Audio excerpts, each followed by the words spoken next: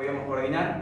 Y bueno, David también me invitó, así que bueno, esta vez sí pudimos acercarme y estar con ustedes. Me dice David, el terreno es grande, pero nunca me había dicho que era tan grande. No me imaginaba grande, gente, o sea, de lo que es grande, esto es muy grande. Así que ustedes son muy bendecidos de tener semejante terreno, ¿sí? Encima en este hermoso lugar que es la Sierra de Córdoba. Quizás uno cuando se acostumbra a verlo dice, bueno, yo vivo en un lugar, pero realmente nosotros hacíamos muchos kilómetros antes para poder estar un ratito acá de nuestra vida y volvernos al lugar de trabajo, ¿no? Y la verdad que cuando fuimos invitados a trabajar finalizando el año 2019 a Altagracia, dijimos, mirá, el lugar que elegíamos a veces o cerca de ahí para estar de vacaciones ahora va a ser nuestro lugar de trabajo, ¿no? Y el Señor tenía preparado un montón de cosas, por ahí con Felisa, que era la directora de la institución, la conocíamos de las asambleas y de poder estar visitando la escuela cuando la escuela todavía no era nada, estaba solamente el terreno, ir a visitar el terreno, bajarnos en la terminal y caminar esas hermosas lomas que hay ahí, sí que dan ganas de bajarlas solamente, de seguirlas notando, pero está bueno, ¿no? Y vamos a salir a andar en bicicleta, decíamos con Heidi, y salimos, no, salimos una vez nomás y fuimos caminando, sí. Así que bueno, están las bicicletas ahí. Así que no, la verdad que es un gusto hoy poder haber visto la escuela cómo fue y hoy poder estar dentro de ella. La verdad que bueno, primero quería agradecerles, Walter, y a la iglesia por la recepción, por estar hoy aquí. Vi futuros ex alumnos, Baltasar es uno de ellos, dentro de poquito estamos terminando nuestro ciclo lectivo 2022, y futura alumna, ¿sí? Ya estuvimos en entrevista con ella, charlando, ya nos saludamos también. Y bueno, conocerlos ahora sí, ya algunas caras ya las conozco, ahora puedo conocer el total. Y realmente un gusto para estar aquí con ustedes, hermanos, con Heidi.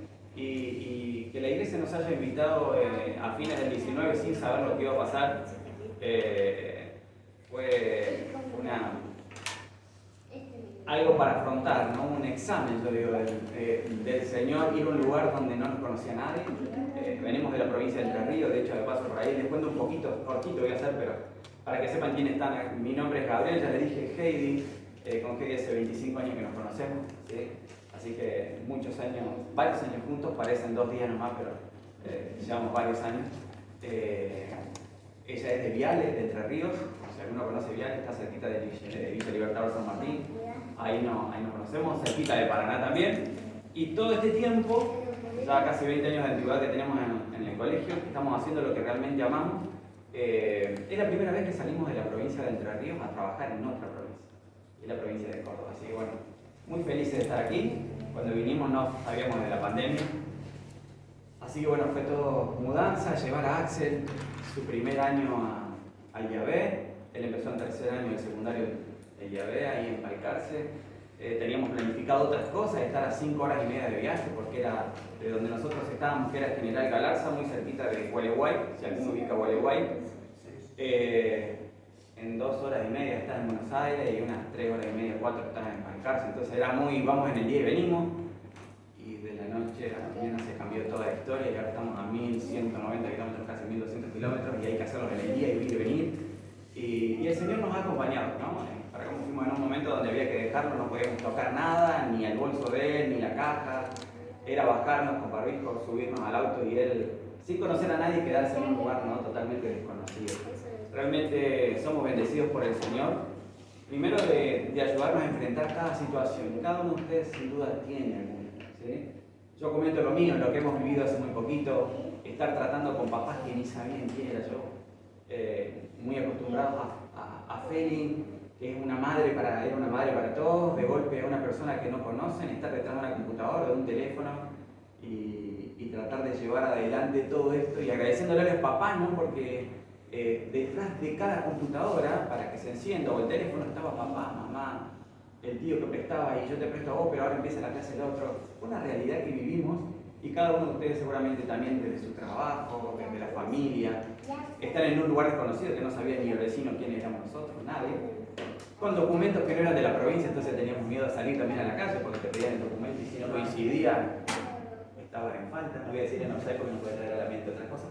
Entonces, fue difícil, ¿no? Esa etapa, el año 2020 fue, creo que para todos difícil. solamente vimos a nuestro hijo 2 veces en ese año. Y fue difícil para todos, a nuestra familia también, ¿no? En eso también apareció el coronavirus, parte de nuestra familia no la pudimos ya ver, y cuando terminó tampoco, porque ya habían ido al descanso. Gracias a Dios permitió que mi padre permaneciera con vida frente a una de las familias que tuvimos con esta enfermedad, y seguramente varios de ustedes han pasado por esta situación, ¿no? Y quién sabe por qué pasaron. Creo que el que va a dar respuesta a esto va a ser el Señor cuando estemos sentados en algún árbol de ahí del cielo. Yo me estoy imaginando el cielo, hermana, de la mejor manera, y tengo planificado una reunión con la gente que quiera a las 3 de la tarde en el árbol de la vida, ¿no? Y todos saben que a las 3 de la tarde tenemos que estar ahí. Así que hagan planes para estar ahí. Ayer ayer tuvimos un culto de recepción de sábado con los profes de la escuela. Y por ahí me autocritico, pero me gusta organizar todo. Si voy a ir a algún lado, organizar todo. Si voy a ir de vacaciones, organizarlo todo. Saber dónde voy a cargar nafta, dónde voy a hacer el cambio, dónde voy a pasar, a qué hora tengo que estar en tal lado, dónde me voy a sentar. Y descanso en eso. Y otro me dice, no puede ser.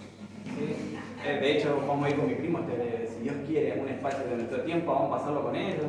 Y vamos a ir a pasear a un lado. Entonces le hice todo un mapa de dónde vamos a sentarnos, dónde vamos a parar, dónde hay que cargar nafta para esto, para lo otro. Y todos descansan en eso porque está bueno. Porque ya están los horarios marcados y hay que estar ahí en esos horarios. Algunos se me ríen, una de ellas es mi señora, pero me apoya mucho. Así que la verdad, hermanos, quería hablar de la escuela un poquito y de los regalos que realmente hace Dios siempre. Amamos lo que hacemos, represento dos partes. Voy a hablar primero de la escuela, que es la que más cubre, creo que el 98% de nuestra vida cubre con Heidi esto, que es la escuela. Tuvimos la posibilidad de estar en varios lugares, les dije, pero cuando vinimos a Altagracia, Dios nos ha regalado muchísimas cosas. Estamos detrás de la subvención, lo comento porque estamos en familia, ¿sí? Les pido que oren por este tema que nos preocupa realmente como escuela, pero nos ocupamos, que no ocupa lugar en nuestra cabeza. El Señor es el dueño de ese colegio, así como de todos los otros. ¿Quién es el más preocupado por eso? Sin duda, el Señor. Nosotros somos herramientas, instrumentos utilizados en sus manos. El otro día hubo una reunión muy importante con la encargada de las escuelas privadas de la Nación. ¿Y saben dónde fue? A visitar nuestra escuela en Córdoba, momento en el cual se llevó, creo que, una pila de carpetas, ¿sí? Hablando de las necesidades que tenemos como escuela. ¿Ustedes creen de la posibilidad, al azar, de que la encargada de escuelas privadas de la Nación vaya a la escuela nuestra? Y no, en principio no. A estar toda una tarde en la escuela nuestra. No, solamente el Señor hace esos milagros. Y así estuvo, así que el profe Treyer junto a nuestro contador Hassan estuvo ahí en Córdoba entregando este material. Así que oremos por esas carpetas, ¿sí? Que no duerman, sino que despierten quizás los corazones y la generosidad de los lugares justos que tienen que ir. Así que bueno, compartir esto con ustedes. Pero ¿saben qué? También hay gente que ama la educación adventista, así como también la aman ustedes. Que cuando yo me enteré que había gente que viajaba de acá, de Zacate, hasta allá, también tenemos gente que viene desde Santa Ana, viajando hasta Altagracia para ir a nuestra escuela, realmente me llena de mucha alegría saber eso. Y saben que hay gente que está fuera del país también, sin conocer la escuela y ama la escuela de Altagracia. ¿Lo sabían eso o no? ¿No? Bueno, hoy les vengo a comentar un poquito de esto. Nuestra escuela es una escuela ya la conocen todos ustedes, una estructura hermosa, una escuela diseñada para ser escuela. Si ustedes conocen otros colegios, o han ido, o han visitado otras iglesias, fuera de la provincia también, se han dado cuenta que han empezado, como todo, a pulmón, ¿no? Y teníamos la iglesia y vamos a hacer 3 paredes más y hacer el techo, y 2 paredes más y hacemos otra aula. Y como ya viene el segundo grado, ¿qué hacemos? 3 paredes más y hacemos otra aula. Y así, ¿no? Pero la escuela de Altagracia yo tengo que sacarme el sombrero porque es una escuela armada para ser escuela. Está diseñada para ser escuela. No como otros lugares que, bueno, no había recursos, pero había que empezar, ¿no? Y ahí está nuestra iglesia pionera en Crespo, que empezó ahí, ¿no? Nuestra educación adventista, más de 120 años ya, con lo que había. Y como era necesario, ¿qué hacemos? Che, pero el vecino no es cristiano. ¿Por qué no lo invitamos a nuestra escuela? Porque en un momento la escuela adventista, ¿para quién era? Allá. Para los adventistas, sí, habían venido nuestros pioneros y nos juntábamos en la iglesia, che, Lunia, ¿qué escuela? ¿Y vos sos maestra? ¿Vos sos maestro? Y demos clase acá también, donde tenemos la escuela sabática. Y así empezó nuestra escuela adventista. Pero había vecinos que iban con su caballo lejos, teniendo la escuela dentista acá. Entonces, ¿qué empezó a hacer nuestra escuela dentista? A atraerlos, ¿sí? También. Y así empezó nuestra escuela dentista, ahí en Entre Ríos, muy cerquita de Diamante, donde está el puerto también. Gente, y así se están diseminando. Hay un montón de escuelas adventistas en nuestro planeta, ¿sí? En Argentina hay muchísimas, en nuestra provincia hoy hay 3, 2 están en Córdoba, una acá en Altagracia, y son bendecidos de tener una escuela adventista tan cerquita, ¿sí? Así que es un motivo de agradecimiento también a nuestro Dios, tener una escuela donde se predica el Evangelio, donde se enseña matemática, donde se enseña lengua, ¿sí? Donde se enseña naturales y sociales, pero sobre todo a conocer a nuestro Señor. Que realmente ese sea el objetivo. Yo todas las semanas cuando comenzamos con nuestros docentes, que nuestra mente sea esa, ¿sí? Que conozcan al Señor a través de las distintas materias, los valores, los principios, pero por sobre todo a Jesús, ¿sí? Que realmente puedan verlo ahí. Estos años, durante estos 3 años hemos recibido regalos. Ustedes se quedaron con quiénes de otros países conocen nuestra escuela. No la conocen, le mandamos videitos y le dijimos, gente, yo sé que ustedes aman la escuela adventista, la educación adventista, pero tenemos algunas necesidades. ¿Saben lo que hicieron? Automáticamente se pusieron a orar, consiguieron los recursos y los enviaron. De hecho, uno de ellos viajó el año pasado, a fin de año, y se hizo 3 viajes a Paraná, ¿sí? Porque tenía un pariente acá en Entre Ríos, viajó hasta Paraná 3 veces porque había una situación. Ustedes saben, las situaciones financieras que vive nuestro país no es tan sencilla, y para ingresar un dinero al país no es tan fácil, ¿sí? Así que bueno, un ángel estuvo en la puerta de ese banco ese día para no causar un error. Y ustedes saben, cuando el Señor tiene que marcar algo, lo marca en el momento exacto, ¿no? Así que bueno, se pusieron en contacto con Elvin, que es nuestro contador, y de esa manera hoy cada una de nuestras aulas tiene su televisión, su televisor, su LED, con su conexión a internet también, con sus entradas a puertos auxiliares para poder ingresar a un material digital. Cada una de las aulas. Hay 8 televisores en funcionamiento, más uno de publicidad que tenemos dentro del salón, del Zoom. Así que es algo totalmente, un motivo de alegría y de agradecimiento al Señor, ¿sí? Y cuando yo hablaba con esta persona por WhatsApp y le decía, mirá, estamos haciendo esto, vamos avanzando con esto, decía, estamos tan emocionados nosotros, no tengo hijos, no creo poder tenerlos, pero me imagino como si fueran los míos los que están asistiendo a ese lugar, ¿sí? Y los mismos hermanos de esa iglesia que está afuera, a muchos kilómetros de acá, haciendo el esfuerzo por nosotros, realmente, y ayudándonos en esto, realmente es muy valioso. Y quería compartirlo con ustedes. Y le comentaba el otro día, vos sabés que cada vez que tenemos actos escolares, tenemos que sacar con los profes la silla de todas las aulas, llevarlas al salón, y una vez que terminan, basta de eso. ¿Cuántas sillas precisamos? Y si vamos a pedir varias, ¿no? Así que pedimos, para redondear, tenemos 25 sillas realmente para actos. Le digo, me encantaría tener 200, menos que me quede corto. Contá con eso. ¿Cuándo las compramos? Ya tenemos la silla. Así que el próximo acto, el egresado 2022, donde va a participar Valentín también, nuestro Zoom va a estar uniformado con todas las sillas igual. Así que es otro logro, hermanos, que también el Señor nos está regalando. Distintas cosas, tengo un montón de cosas para agradecer. Hemos cambiado un alambre por una hermosa tranquera, también donada para nuestra escuela. Va cambiando, hemos recibido otras cositas que no me recuerdo ahora, pero son innumerables. El piso. Entrábamos y había un pedazo de piso porque se han sacado paredes para agrandar y para tener el Zoom hoy, y ahí me enseña del piso. Un papá vino un día y me dice, ¿habrá problemas si yo traigo el piso? No, ¿qué problema va a haber? Adelante, ¿cuál puerta te abro? No, es que no lo tengo todavía. ¿Y tenés alguien que lo coloque?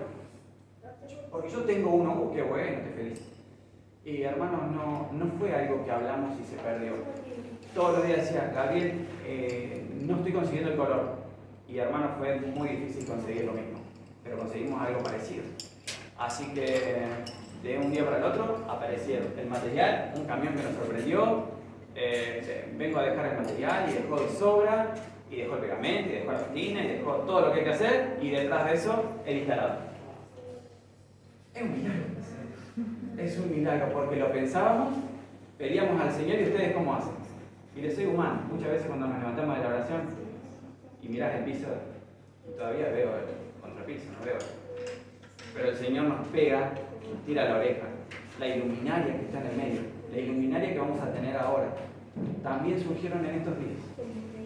Ahora tengo el piso, pero mirabas para arriba y cuando se empezaba a oscurecer, la iluminación se apagaba, ¿no? Porque teníamos solamente de un lado. Ya la conseguimos también. ¿Sí? Solamente estamos esperando que él termine un trabajo, la persona que lo instala, para que si Dios quiere entre la semana que viene y la otra, antes del acto de egresado también lo podamos tener iluminado como corresponde y bueno, de esa manera podemos finalizar. Quiero agradecer frente a ustedes, hermanos, esto, porque yo sé que detrás de eso hay oraciones de ustedes, hay momentos de dedicación, de tiempo, ofrendas. Yo sé que hay de todo de parte de cada uno de ustedes. Yo soy un simple colaborador, momentáneo, ¿sí? Pero la iglesia, y hablo de esto porque para mí es una sola cosa, la iglesia y la escuela es una sola cosa, lo repito en nuestra iglesia que es de Altagracia, la iglesia y la escuela son la misma cosa. Y si no funcionan en forma conjunta hay un problema, ¿sí? Y no puede haber problemas porque somos la misma cosa. Entonces, hermanos, apoyémonos, la escuela, la iglesia y la iglesia de la escuela. Vamos por la misma fin. ¿Cuál es el fin? Exactamente. Nada más que eso. Nada más que eso. Que realmente pueda ser una realidad. Amo la educación adventista, defiendo la educación adventista. Hoy decía de lo que es tener a un hijo lejos, como Axel, tenemos uno solo con Heidi, y la verdad que los frutos y las cosas, y apostamos por la educación adventista. No quiere decir que no tenga errores ni fallas. No quiere decir eso. Está manejada, o sea, está dirigida por humanos, está manejada por humanos, pero está dirigida por Dios. Eso que les quede bien claro. El sábado pasado lo teníamos a Axel en la UAP, en la universidad, viendo un poquito el fin de semana, viendo un poquito el tema de carreras, ¿no? Y con Heidi estábamos orando porque algunos nos preguntan, ¿y qué va a estudiar Axel cuando termine? No lo sabemos. Y creo que es la indecisión de todo joven, ¿no? ¿Qué va a hacer? ¿Qué vas a estudiar? Cuando me preguntaban a mí tampoco lo sabía. No sé si alguno está en esa decisión hoy, si hay alguna persona que está o terminando o algo, pero es una decisión difícil, ¿sí? ¿Qué vamos a estudiar? ¿Qué vamos a hacer? Y el fin de semana pasada fueron a ver qué carreras había, y la verdad, saber que nuestra iglesia, nuestras instituciones se ocupan hasta de esos detalles. Y al regresar, ya que pasamos por Buenos Aires, darles un lugar de recreación como era el Parque de la Costa, la verdad que es mucho, ¿no? Y verlos a ellos cómo disfrutaron tanto estando en la UAP como después en los momentos de recreación, pensar que otros jóvenes, digo, necesitan otras cosas para divertirse, entre comillas. Porque la diversión hoy, ¿dónde está? ¿En lo bueno? ¿En salir y mirar el sol como sale? No, está en otra cosa, ¿no? Cada una de esas cosas son las que nos hacen mal, quizás a nuestro cuerpo, a nuestras relaciones y sobre todo a nuestra relación con Dios. La verdad que es así. Así que apuesto siempre a la educación adventista, tiene sus detalles, tiene sus errores, oramos por eso, pero sepan y crean, hermanos, que está dirigida por nuestro Dios. ¿Sí? Así que bueno, quería comentarles un poquito de eso. El Señor nos está bendiciendo y seguimos contando con la ayuda de Él en lo que resta de este año, y les pido oración. ¿Sí? Faltan muy poquitos días, pero hay varias actividades por ahí. Así que el Señor nos ayude. Yo sé que cada uno en su labor, en su trabajo, también lo tiene. Así que, bueno, nuevamente agradecer al profe que me invitó y a Walter por estar aquí. En la iglesia de Altagracia ahora voy por el otro. Y el tema que vamos a tratar hoy, voy a tratar de no ser largo, me queda muy poquito tiempo, pero no quería dejar la educación de lado. Me toca la parte de mayordomía, ¿sí? Así que lo defiendo a mi departamento, ¿sí? De mayordomía. No sé quién es el encargado de mayordomía, si tiene el departamento de mayordomía. Bueno, en nuestra iglesia tenemos departamento de mayordomía y soy el encargado de darle un poquito de movimiento a eso, ¿no? Y cuando hablamos de mayordomía, ¿de qué hablamos? A ver, o aquí, ¿qué se les viene a la mente? Primero vamos a eso. ¿Qué se les viene a la mente cuando hablamos de mayordomía? Un mayordomo, a ver, un encargado, un administrador, se podría decir. Otra palabra, mayordomía. Cuando hablo en una iglesia de mayordomía, ¿qué se me viene a la mente?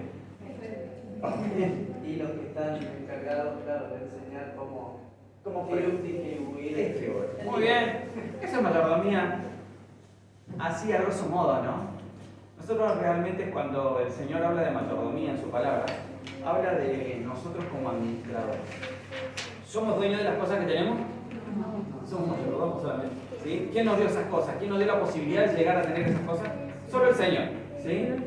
Y a veces cuando hablamos de mayordomía entendemos, o cuando yo escuchaba a mi papá hablar de esto, no sé si conocen a mi papá, vengo de una familia, a ver, hace 40 años que estoy, dice mi papá la misma frase, pero mi querido viejo, 40 años, predicando el Evangelio, siendo pastor, y yo acompañándolos, a veces teníamos 3 sermones en la mañana, yo le decía, cuando conocí a Heidi, después cuando, bueno, fuimos más adelante, y Axel también lo sabe, 3 sermones en la mañana, 2 sociedades jóvenes a la tarde, así durante, hasta que me casé.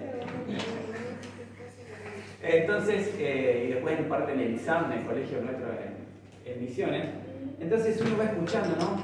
Y cuando empezamos a entender qué es mayordomía, nos empezamos a dar cuenta que el único dueño de todo esto es nuestro Dios. Nosotros somos mayordomos temporales o encargados. Yo he conocido encargados de campo, por ejemplo, de alguna estancia, ¿sí? Y muchas veces nosotros creemos que es el dueño, ¿no? Porque está tan bien bendecido, decimos, mira, conozco, por ejemplo, venimos de Entre Ríos, de un lugar donde conozco a un estanciero, le decimos nosotros, porque se manejaba a un nivel espectacular ante la sociedad, pero él me decía, yo no soy dueño de nada de esto. Viene el dueño una vez cada año, año y medio, va, realiza una compra de la maquinaria, de todo lo que va a usar, o de lo que voy a usar yo, y de todos los vehículos que necesitamos. Va y entrega todo lo otro, y nosotros nos tenemos que manejar ¿en qué? En lo que él determina, ¿sí? Parece que fuera nuestro, me dice él, y él me hizo entender, digo, claro, el Señor también es así conmigo. Todo esto te lo voy a dar, no es tuyo, cuidado, ¿sí? Y es lo que pide el Señor por cada una de las cosas. Primero quería hacer la introducción esta con mayordomía, y me voy a detener en algo muy importante que es la ofrenda, como recién escuché decir. Pero no la ofrenda que tú y yo podemos llegar a dar. Porque en realidad al Señor, a ver, entre nosotros, ¿les es necesario que yo dé mi ofrenda? El Señor está esperando sí o sí, a ver si este sábado. No es necesario. Para el Señor. Para mí quizás sea necesario. Pero acá yo me voy a detener en un tipo de ofrenda que hubo y que es la más importante en la historia del mundo. Voy a comenzar con Marcos 12. Y ustedes quiero que me acompañen. Hoy vine con mucha tarea escolar. No, tarea escolar no, con tarea bíblica. ¿Sí? Y es que me acompañen con los versículos. Hoy decíamos de corroborar cada uno de los versículos y creo que estamos de acuerdo con eso. Marcos 12, 41 al 44. Si alguien lo quiere leer, o lo tiene, y se anima a leerlo, sí, Ali, atrás. Gracias. Del 41 al 44. Sí, exactamente. Estando Jesús sentado delante del arca de la ofrenda, miraba como el pueblo echaba dinero en el arca, y muchos ricos echaban mucho. Y vino una viuda pobre y echó dos blancas, o sea, un cuadrante. Entonces, llamando a sus discípulos, le dijo: de cierto os digo que esta viuda pobre echó más que todos los que han echado en el arca, porque todos han echado de lo que les sobra, pero esta de su pobreza echó todo lo que tenía, todo su sustento. Muy bien, muchas gracias. ¿Quién no conoce la historia esta, no? ¿Quién no ha leído alguna vez la historia y este ejemplo de la viuda? ¿Qué entregó la viuda? Todo lo que tenía, pero se guardó un poquito porque la verdad. ¿Se guardó un poquito? No. Todo. No había más, era todo. ¿Por qué será? Yo siempre me preguntaba, y cuando compartí este tema también con los otros hermanos, dije, ¿por qué menciona esta historia? Y realmente cuando le encontré la vuelta, por eso es que estuve gritando, me lo hablamos después de sabática a veces. ¿Por qué aparece? Bueno, ya vamos a ir viéndolo y se van a dar cuenta por qué. En la década de los 90, ¿sí? No hace mucho, para algunos que somos jóvenes todavía, dice que se viralizaron listas de cosas que había que hacer antes de morir. ¿Sí? Deben haberlas escuchado. ¿Sí? Incluso se publicaban lugares que tenés que ir, comidas que tenés que probar, no sé, cosas que tenés que tener. ¿Sí? De hecho, ¿qué logra esto cuando aparecen listas de estas cosas? ¿No han visto? Incluso ahora, bueno, TikTok, Instagram, lugares que tenés que ir obligadamente y te hace una idea de que tenés que ir, que ¿qué pasa? ¿Qué terminas haciendo? ¿Y terminas yendo? Este lugar está en tal lado, se come así, El otro lugar se pasa espectacular, el sol está que vos vas y te tocaron los 10 días de lluvia. ¿Sí? Y vos decís, no era tanto como otra. Fuiste al día de la comida y te comiste afuera del lugar, media hora esperando al rayo del sol. No era tanto todo. Pero estas listas del consumismo que hicieron, que vos desembolsilles cuánto dinero, todo, ¿sí? Y de esta manera empezamos con el consumismo, ¿no? ¿Qué pasó cuando empezaste a ver algún tele que ya era planito y el tuyo era enorme y ocupaba toda una mesa? ¿Qué empezamos a hacer todos? A planificar el cambio, porque era necesario. No era una posibilidad, era necesario, ¿sí? Y aparte ya le habían cambiado los enchufes atrás, así que si venía el conector del cable, ¿qué pasaba? Ah, pero usted tiene el tele. No, acá no podemos hacer nada. ¿Y qué tenías que hacer vos? Urgente, ¿qué tenías que hacer? Salir a buscar uno. Ah, cuando tenías la computadora más o menos y el monitor no, fíjate que tiene ese enchufe no viene más. Fíjate si conseguís algo. ¿Y qué pasaba? Tenías que salir a buscar otro monitor. Y después no, pero el XP no sirve más la computadora. ¿Qué teníamos que hacer? Ah, pero no lo soporta. Sí, yo te puedo instalar el otro, pero no lo soporta. Yo te aconsejo comprarte una computadora.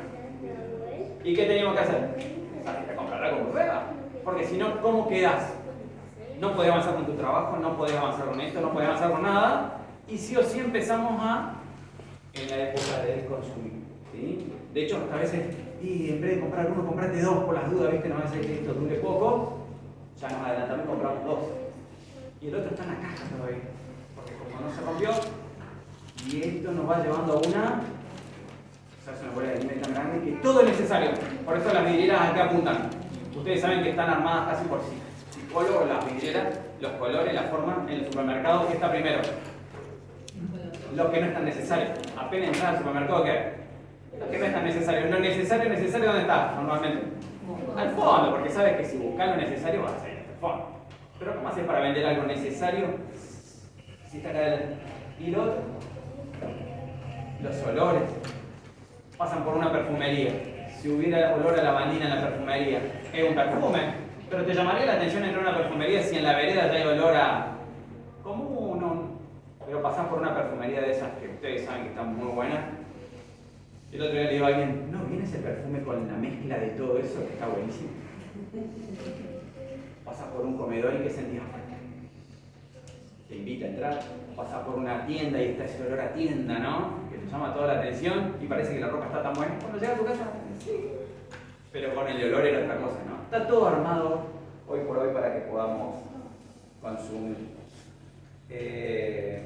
Dice el tema, imagínense ustedes, cada uno de ustedes tener que elaborar una lista, ¿sí? De cosas que ustedes harían la última semana. ¿La han hecho alguna vez? No. Yo al menos no la hice. ¿Qué harías? ¿A quién conocerías? ¿Cómo actuarías? Y ustedes saben que hay 4 evangelios, Mateo, Marcos, Lucas y Juan, que relatan, ¿sí?, lo que nuestro Señor hizo la última semana. Nuestro Señor sí tenía planificado que iba a ser la última semana antes de su muerte. ¿Sí? Y les voy a detallar cositas que quizás no nos hemos dado cuenta, pero estaban en su plan, ¿sí?, en ese detallado. Dice que la mayoría de los comentaristas bíblicos concuerda con la siguiente lista de eventos de las últimas semanas de Cristo.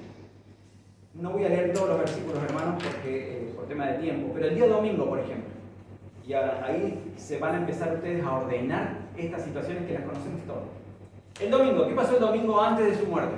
Recuerden que el día de su muerte fue un viernes, ¿no? Vamos al domingo anterior. La entrada triunfal a Jerusalén. ¿En qué entró Jesús?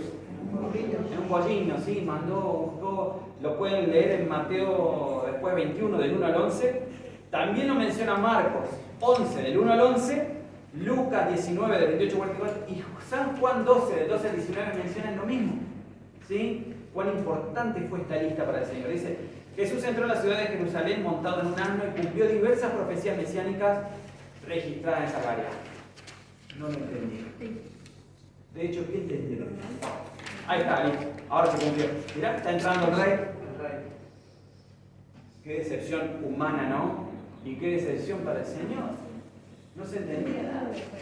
¿Y había sido claro o no el Señor? Hoy nosotros leyéndolo. Sí. Pero el lunes, ¿Qué pasó el lunes? Jesús maldice una higuera, ahí lo podemos ver después en Mateo 21, del 18 al 22. ¿Sí? Jesús expulsa a los mercaderes que comerciaban en el patio de ¿dónde? ¿Dónde estaban haciendo un negocio? En el mismo templo, en la casa de Dios. Había animales, y ustedes, esta imagen me lleva a las bellas historias. ¿Sí? Si alguno tiene la colección de las bellas historias de la Biblia, los 10 tomos esos celestes delante, y abro en una parte y veo al Señor no enojado, pero con ganas de decir, respeten la casa de mi Padre, miren en lo que hay. Y en el dibujo que aparecen, ovejas, palomas, las jaulas. La casa del Señor se había convertido en un mercado. Ya no había respeto, ¿no? Dentro de la casa del Señor. El día martes, Jesús enseña en el templo, y fíjense la actitud de los que fueron a escuchar. Y los príncipes, o sea, los principales sacerdotes, los escribas y ancianos, se acercaron al lugar para confrontarlo acerca de los últimos acontecimientos. Ellos querían encontrar qué cosa en Jesús. Un error. Querían, ¿viste? Estaban esperando, no lo estaban escuchando. No lo estaban escuchando. Querían probarlo. ¿Sí? Querían buscar algún motivo para aprenderlo. No había forma. En ese contexto dice que Jesús vio a la viuda pobre entregar las 2 monedas. El día martes el Señor ve a la viuda pobre. Y Jesús presenta el sermón escatológico donde prevé la destrucción del templo y su segunda venida a la tierra. Bien clarito lo presenta acá. ¿Y la gente? No creyó. Día miércoles, ya se acercaba el día viernes. Jesús avisa a sus discípulos que en pocos días más, en 2 días, sería entregado para ser crucificado. Y yo me imagino que los discípulos acá tienen que haber pensado, bueno, pero el Señor, mirad, caminó arriba del agua, caminó sobre el agua. Sano para allí. Está diciendo que lo van a crucificar, pero seguramente él tiene algún plan, ¿no? Yo estoy seguro que alguno de ellos hasta debe haber pensado, se va a escapar. Va a poder liberarse enseguida, se va a bajar de la cruz. No sé lo que habrá pasado por sus mentes frente a todas las situaciones que habían vivido con el Señor. Pero Mateo 26, del 6 al 13, acá lo aclara. Dice, Jesús va a Betania y una mujer unge sus pies con un perfume. Esta es otra situación que el Señor vive. ¿Se acuerdan de esta historia? ¿Sí? La mujer unge los pies de Jesús con un perfume de alabastro. Muy barato. ¿O no? ¿Saben el costo? A mí me llamó mucho la atención lo que salía el perfume en ese momento. Este perfume que eligió esta mujer. El sueldo acumulado de un año completo, el sueldo promedio, no sé, no quiero, después ustedes fíjense en Google cuál es el sueldo hoy promedio, va variando tanto que hoy no sabría multiplicarlo, pero el sueldo básico multiplicado por 12, ¿sí? Ese era el valor. Todo lo que había ganado en un año estaba en el perfume, y claro, había gente mirando esa situación, ¿no? Jesús mismo relaciona la actitud de la mujer como una preparación de su cuerpo para que estaba todo siendo ilustrado, el Señor estaba manejando todo, pero nadie lo podía entender. Se elabora, dice, una conspiración contra Jesús, y acá, bueno, Judas Iscariote buscan a los principales sacerdotes con la finalidad de lograr entregar a Jesús. ¿Sí? Esto sucedió el día miércoles. El día jueves ya se acerca, y ustedes dirán, ¿y qué tiene que ver esto con la viuda? La ofrenda de la viuda, y me está hablando del listado. Ya llega. Jesús conmemora la Pascua el día jueves, ¿sí? Eso lo pueden encontrar en Mateo 26, del 17 al 25. Jesús avisa que lo prenderían y llevarían a juicio y que el apóstol Pedro lo negaría. Ya anticipa lo que va a pasar. Jesús ora en el jardín del Getsemaní, mientras sus discípulos, ¿qué hacían? También oraban, ¿no? Ahí, desesperadamente, porque eran tan amigos de Jesús que sí, Jesús, vamos a estar con vos ahí. Mientras vos orás, nosotros también acá full. ¿Vino? ¿No les dije que me acompañaran en la oración?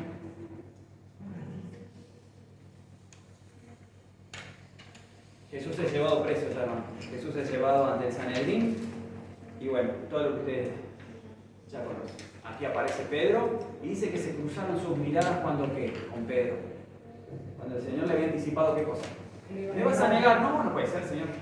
Y cuando dice que estuvo preparada esa parte, porque el Señor y Pedro cruzaron sus miradas cuando él acaba de decir, yo no lo conozco. Dice que en ese instante, lo que tiene que haber corrido por Pedro dentro de él, en ese momento de cruce de miradas, Qué decepción, ¿no? Para Pedro, no haber podido mantener su palabra. Pero en ese momento se cumplía lo que el Señor se había dicho. Y el día viernes, lo que todos conocemos, Jesús es juzgado, sentenciado a muerte, ¿sí? Jesús es crucificado a las 9 de la mañana y se dice que a las 3 de la tarde muere el Señor. Y antes de la puesta del sol, querían hacer todo en regla, no habían matado a alguien, pero antes de la puesta del sol, ¿qué había que hacer ahora? Se cortaron. Claro. Se ponen a ver todo esto, toda esta imagen. Querían ser correctos, ¿no? Así que después de haberlo matado, ahora había que sepultarlo. Es increíble cuando leemos esta historia. Yo les digo que después lo lean más detenidamente. Lo que pasa es que yo me quiero centrar en otra parte, porque esto ya lo conocemos cada uno de nosotros. Esta parte se encuentra en Mateo 27, del 57 al 61, ¿sí? En Marcos también, 14, en Lucas 23 y en San Juan 19. Si después alguien de ustedes quiere leerlo detenidamente en casa, lo puede leer. Y es muy claro, hermanos, poder leer. Dice que observaron, esto es lo que pasa hasta el día viernes, ¿no? Ya los habían sepultado en un lugar cedido por José de Arimatea. Observaron que la historia de la viuda, dice, ocurrió el martes de la última semana de Cristo, antes del Calvario. El día martes había ocurrido lo de la viuda, ¿no? Otra información importante es que era la última vez que Jesús entraba al templo. El día martes fue la última vez, porque el día miércoles que había ya dentro del templo. Exacto. Sí, estaba bien. Jesús sabía claramente hacia dónde iba esa semana. El día martes él ya vio hacia dónde se dirigía todo. Dijo, esto ya se está cumpliendo. Ya viene como me dijo mi padre. Los evangelios de Mateo, Marcos y Lucas dicen que registraron un discurso en el que Cristo dice que le era necesario ir a Jerusalén y padecer mucho de los ancianos, de los principales sacerdotes y de los escribas. Y ser muerto y resucitar al tercer día. Ya se los había dicho a los discípulos, ya lo había comentado. Se estaba llevando a cabo las cosas como lo estaban planificando, pero los discípulos ¿qué hacían? Dormían. Acompáñenme en la oración. El Señor iba, oraba, no dormía, venía, ellos durmían. Y por ahí me pregunto, ¿no será que lo traslado a mí primero, no? ¿Estaré haciendo lo mismo que los discípulos? El Señor me está advirtiendo de algo y yo ¿qué hago, hermano? Bueno, total hay tiempo, ¿no? Pero el viernes mismo iba a suceder algo totalmente que iba a cambiar la historia de este mundo. Dice que él sabía exactamente la lista de lo que tendría que vivir la última semana. De manera que podríamos suponer que Jesús debería estar completamente ocupado con lo que le aguardaba en los próximos días. Sería traicionado, rechazado y vendido por unos de sus discípulos. Juzgado injustamente, pasaría por un sufrimiento físico y mental extremo y también moriría. Todo esto por un solo motivo. Ahora viene la comparación. La ofrenda de la viuda fue todo lo que tenía. Y lo que sucedió el viernes, ¿qué fue? Cae el sol. El cielo ofrendó, ¿qué, hermano? Todo lo que tenía, lo más caro. ¿Quién era? Jesús.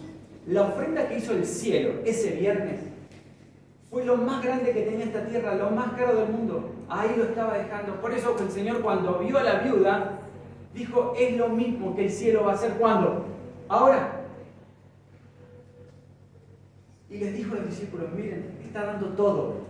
Presten atención. Y dice que la hermana de Juan, más adelante en el comentario que también, agrega que es muy posiblemente que el rostro de nuestro Señor se haya iluminado y haya entendido perfectamente lo que el Padre le comunicaba, lo que estaba viendo de la viuda. Esa viuda está haciendo lo mismo que va a hacer mi Padre. No sé qué va a pasar después, porque esa viuda no tenía nada para comer, era viuda. Ustedes vayan a la historia y una persona viuda en ese momento, ¿qué pasaba? Estaba declarada la muerte, ¿no? Directamente. Estaba declarada la muerte porque si nadie se hacía cargo de ella, muy posiblemente moría. ¿El trabajo para quiénes era? Y las pagas para los hombres. Entonces la mujer, ser viuda, y encima haber dejado todo, lo último que le faltaba era morir, ¿no? Entonces dice que el Señor se frena en esa imagen de la viuda y le dice a los discípulos tampoco llegaron a entender eso. Pero ¿y nosotros? Vos, yo, cada uno de nosotros puede entender esto. El Señor ofrendó todo el cielo, ¿sí? ¿Para quién? ¿En pro de qué? De que cada uno de nosotros, vos, yo, vamos a ser salvos, ¿no? ¿Cuánto sale esto hoy? ¿Qué precio tiene para mí? ¿Yo tengo que pagar algo? No, solamente aceptar esa ofrenda. Por eso hoy cuando yo decía voy a hablar de la ofrenda, pero voy a hablar de otro tipo de ofrenda. De la ofrenda que el cielo hizo para mí. ¿Sí? ¿La estoy aceptando yo? El Señor dejó todo ahí. Dice que sudaba sangre del extremo, que estaba estresado. Y biológicamente está visto que cuando una persona llega al extremo, por sus poros, puede despedir sangre. Y el Señor lo experimentó. Qué tristeza, qué agonía que tiene que haber tenido en vida, ¿no? Es más, le dice a su padre, ¿qué le pide a su padre antes de ver la cruz y los clavos? ¿Qué le dice? El Señor le está pidiendo. ¿Se pusieron a pensar en esta parte? Había un plan hecho desde el cielo. Y el Señor mismo, ¿qué le dice a su papá? A su padre. Señor, si es posible, no, correme de esto. Pero si no, hago yo eso muchas veces. O espero que se haga, cuando me levanto de la oración, Señor, pasa esto. Muchas veces quiero que se haga lo mío, ¿no? Pero el Señor estaba dispuesto. Que si no había otra forma, esa iba a ser. ¿Sí? El libro del deseo de toda la gente también les recomiendo que lo lean, hermano. Dice, menciona acerca de esto, dice, pero cuando los labios de Cristo exhalaron el fuerte clamor consumado es, los sacerdotes estaban oficiando en el templo y ahí sucede algo muy importante y ahí es como que les baja la información. ¿Qué pasó en el templo? Estaban por sacrificar al cordero, ¿no? ¿Pero qué pasó? Se rasgó el velo, se movía la tierra, crujía todo. ¿Qué pasó con el cordero? Se escapó, la mano de la persona que lo iba a matar fue frenada. Algo raro estaba sucediendo. Recién ahí entendieron y ahora en algunos empezó el temor, ¿no? ¿Qué hicimos? Todo era terror y confusión. El sacerdote estaba por matar a la víctima, pero el cuchillo cayó de su mano y el cordero escapó. Dice, el símbolo había encontrado, ahora sí, en la muerte del Hijo de Dios, ¿no es cierto?, para que debe venir. El gran sacrificio había sido hecho. Estaba abierto el camino que llevaba ahora sí al Santísimo, directamente, y había sido preparado para todos un camino de nuevo y viviente. Esto, después si lo quieren leer, está en el deseo de toda la gente en la página 704 y la página 705. Todas esas informaciones nos dan una perspectiva especial sobre la ofrenda de la viuda. Jesús llamó la atención de los discípulos para que la observaran a esa mujer, que demostraba por medio de su ofrenda, y esto también lo dice ahí el deseo de toda la gente en la página 566, para que observaran a esta mujer, ¿no?, sencilla, que demostraba por medio de su ofrenda que había esperanza para la humanidad. Y el Señor, cuando mandó a su Hijo a morir en la cruz, ¿qué me quiso decir? Todavía hay esperanza para quién. Para vos. Para vos también hay esperanza. Para mí también hay. Y me llena de tanta alegría repetirlo este tema, hermano. Porque todos los días yo me veo que no merezco nada. ¿Sí? El Señor vino a morir por mí. Y yo todos los días me mando a la luna. Me quejo del Señor. Y por ahí yo le digo a alguien, y yo charlo con el Señor como si fuera un amigo, ¿no, Señor? ¿Por qué dejar que pase? Ahora es más difícil remontarla, ¿no? Pero el Señor tiene sus planes para mí. Y yo a veces llega la noche y digo, gracias Señor por todo lo que hiciste, porque a veces no lo entiendo. Y cuando pasan meses, días, a veces hasta años, me doy cuenta por qué el Señor dejó que allá atrás, hace muchos años, pasara algo. Pero el Señor, ¿desde dónde lo mira? Desde arriba. Y a veces desconfiamos. Cuando está todo bien, ¿qué decimos? No, yo confío en el Señor maneja todo y yo siempre. Pero cuando lo estamos pasando, ¿qué pasa? La carita se nos cambia, ¿no? Nos ponemos serios, nos alejamos del Señor como niños caprichosos, ¿no? Papá nos quiere agarrar la mano para cruzar la calle, ¿qué hacemos nosotros? No. Y vamos por el medio de la calle y nos caemos y está a punto de ponerse en verde para que todos los autos pasen. ¿Y qué hace nuestro Padre a pesar de que nosotros le escapamos la mano? Nos agarra de donde sea, ¿no? Hasta de la remera, nos duele y nos lleva hasta el cordón de la vereda para salvarnos. Y no miramos eso. El Señor nos salvó de qué? De que nos lleven atropellados. ¿Qué hubiera sido mejor? ¿Que me llevaran atropellado o el dolorcito que me hizo la remera cuando me levantó en el aire? Hoy permanezco porque gracias a Dios me agarró de mi remera así en el aire, me sacudió y me llevó hasta el cordón. ¿Cuántas veces ustedes podrían decir lo mismo, no? ¿Cuántas veces el Señor nos agarró donde pudo, a veces hasta del pelo? ¿Sí? Vente para acá. Y nos duele, ¿no? Cada uno en su mente debe tener algún momento donde el Señor se te sacó de la oreja, del pelo, en el mejor de los casos de los remedios. ¿Sí? Pero a veces nosotros no le damos lugar porque le esquivamos la mano. Los discípulos creo que hacían este trabajo. ¿Sí? Entendían, pero la manito ahí, es más, Pedro decía sí, pero cuando llegó el momento que no te conozco. Ella entendió el sacrificio. La actitud de ella vino como un rayo de sol a través de las nubes oscuras, dice, que flotaban sobre la última semana de Cristo, antes de la entrega plena que era ella.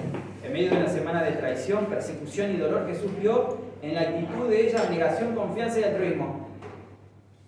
¿Me dejan detener un segundo más acá? Miren si había cosas negativas esta semana para Jesús.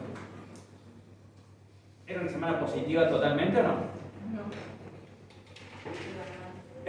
Lo iban a matar. Y él sabía. La pasó mal. La casa de su padre, imagínense, se estaba viniendo todo abajo, gente. Va en el asno la gente confundida. Va en el pollino la gente confundida, no entendió nada. Se baja de eso, va al templo, un desastre. El discípulo que lo amaba, que esto, que el otro, no te conozco. Va el viernes, no había hecho nada, había sanado gente. Y la misma gente que la sanó, crucifícale. ¿Cómo? ¿Te acordás que pasa por tu pueblo y te... No, crucifícale. ¿Cómo? Pero yo te multipliqué los pájaros. No, crucifícale. ¿Era positivo para el Señor eso? ¿Todo? No era positivo. ¿Pero qué vio en positivo? A la viuda. Y se detuvo a verlo, ¿no? Y le dijo a los chicos, miren. ¿Por qué hacía la gente de ese momento? ¿Desde dónde dejaba caer las monedas? Para que se escuche, ¿no? Porque mientras más ruido. Y dice que la viuda esperó un momento ahí donde casi nadie me vea y llevó todo. Imagínense toda esa imagen que el Señor se detuvo a mirar con todos los problemas que tenía por delante. Yo me imagino los problemas del Señor y la mente. Y Él se detuvo a mirar eso. ¿Sí? Y era positivo. Dice que la entrega hecha por la vida y su confianza en el cuidado divino era una evidencia de que la ofrenda de Dios demostrada por los sacrificios ofrecidos en el templo de Jerusalén había encontrado eco en el corazón de una adoradora que decidió entregar todo lo que poseía a causa de la salvación. A veces nosotros somos mezquinos. En nuestra vida entregamos una partecita, esa es la que no voy a ocupar, Señor, entonces te la entrego como la tengo guardada ahí. ¿Y el Señor qué pide? Todo. Todo, porque Él está dispuesto a darnos a nosotros ¿qué? Todo. Ahora yo estoy preparado para recibir todo y siempre me lo pregunto. A veces le pido al Señor muchas bendiciones. ¿Estoy preparado? ¿Vas a saber administrarlas? ¿Sos un buen mayordomo para todas las bendiciones que... ¿Por qué? ¿Qué dice el Señor? Si me pidiere en mi nombre, ¿qué va a hacer con la ventana de los cielos? Las va a abrir y dice que nos va a dar bendiciones hasta que sobreabunden. Y muchas veces digo yo, menos mal que el Señor no me las envía todas. Porque no las sé manejar. Y a veces cuando tenemos dos bendiciones, ¿qué hacemos? Ya no miramos mucho para el cielo, ¿no? Ya no me arrodillo mucho. Porque ¿qué pasa? ¿Ah? Entonces el Señor también es sabio, hermano. Sabe hasta dónde vas. ¿Por qué? Porque de esa manera te tiene que agarrado de dónde. Por eso cuando somos chiquitos y estamos empezando a caminar, ¿qué pasa? Nuestro padre dice es más fácil, ¿no? Porque te llevo de la mano siempre. Pero cuando empezamos a caminar y empezamos a agarrarnos de la mesita y empezamos a tirar esto o lo otro, se le complica la vida al papi, ¿no? Entonces, qué importante que es para el Señor tenernos de su mano y sabiendo que vamos a estar continuamente orando. Y mientras mejores mayordomos somos, el Señor, ¿qué va a hacer con nosotros? Más bendiciones va a delegar sobre nosotros porque la idea no es que queden en el cielo, sino con nosotros. Preparémonos para esto, hermano. Y antes que me hagan señas con el teclado, porque ya me lo están haciendo, quiero comentarles algo y con esto termino. Es una historia de que ustedes ya la deben conocer o la deben haber escuchado. Alejandro Quiñones, ¿lo ubican? ¿Lo conocen? ¿Lo han escuchado? Creo que ya la hemos comentado en algún lado o la hemos visto en algún probabilidad o en algún relato bíblico. Alejandro Quiñones era un soldado peruano, ¿sí? En Lima. Alejandro fue, bueno, como todos soldados, ¿no? Súper recto, estricto y a full en lo que se proponía, ¿no? Cuando él se jubila se dedica a la iglesia totalmente, como diácono. Y en el año 2020, por eso hoy mencionaba el coronavirus, toda su familia, incluso él, el coronavirus, se hacen parte de su cuerpo, ¿no?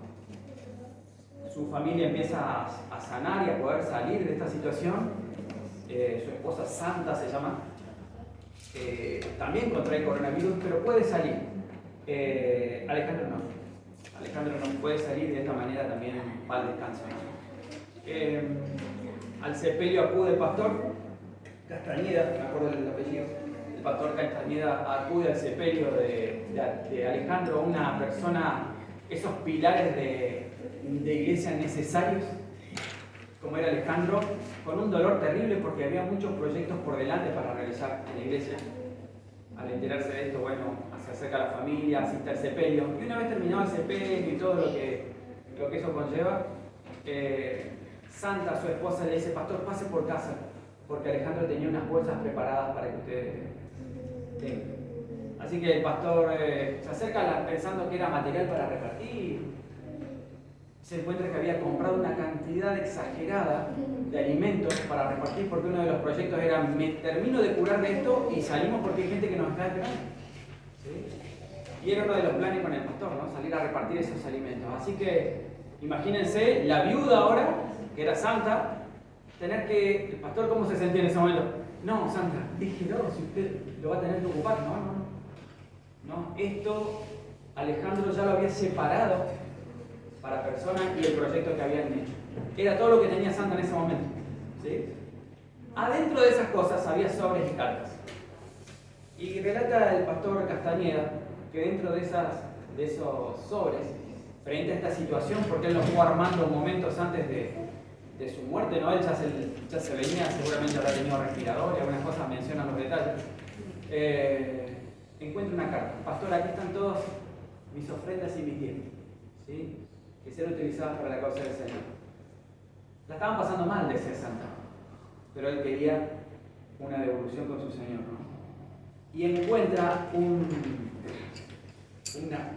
una nota refiriéndose a que Dios pueda multiplicar aquello que él había conseguido en ese momento, ¿sí? Él había dejado todo lo que él tenía en ese momento, lo había dejado en manos del Señor y de esa gente que muy prontito iba a hacerse cargo tanto del material físico como también del material espiritual que él había conseguido y comprado.